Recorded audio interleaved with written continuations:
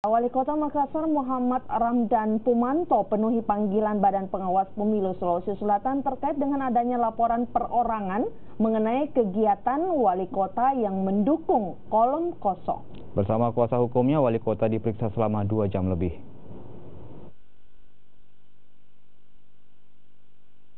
Sujud syukur usai hitung cepat pada Pilkada Makassar beberapa waktu lalu.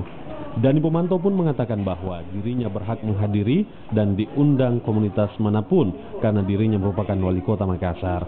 Sementara sujud syukur yang dilakukan, Dani merasa heran jika sujud syukur dipermasalahkan karena menurut Dani sujud syukur merupakan ibadah.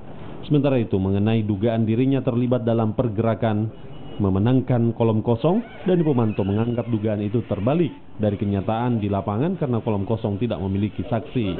Sujud syukur. Barusan ada masalah sujud syukur. Baru sujud syukur ini kan ibadah.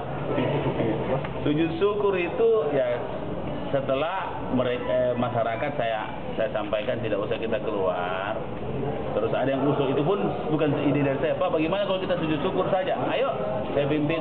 Dan kebetulan sholat saya pimpin waktu itu. Kenyataan di lapangan kita tidak punya saksi. Sejak kapan?